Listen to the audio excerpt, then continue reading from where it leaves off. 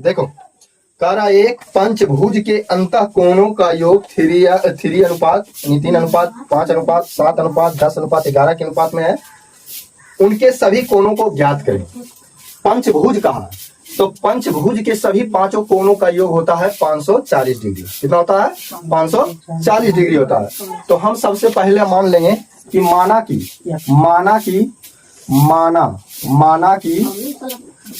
की पंचभुज का पहला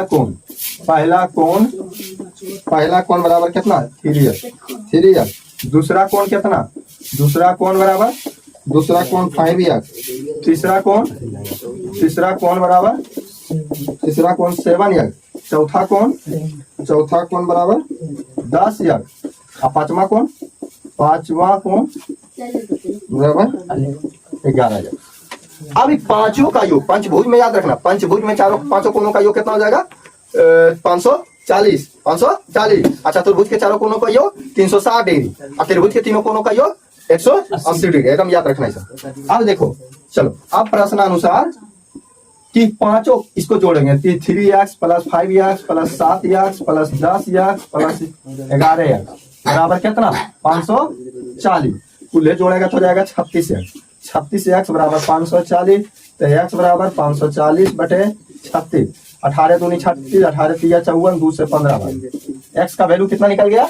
x का वैल्यू 15 निकल गया। अब x का वैल्यू निकला तो हमसे ये नहीं बोला कि खाली x से निकालो, बोला कि नहीं सभी का मान ज्ञात करो। तो मान लेते हैं, इसीलिए पहला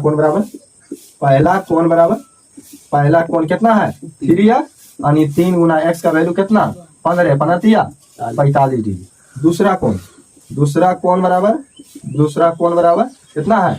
5x यानी 5 गुना 15 पचे 75 डिग्री। तो तीसरा कोण बराबर 7x यानी 7 गुना 15 75 से 105 डिग्री। ठीक है। उसके बाद चौथा कोण बराबर चौथा कोण कितना? चौथा कोण है 10x यानी 10 गुना 15 तो 15 है 150। तो पांचवा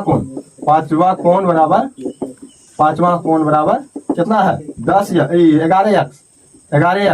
तो 11 गुना 15 11 गुना 15 कितना होता है?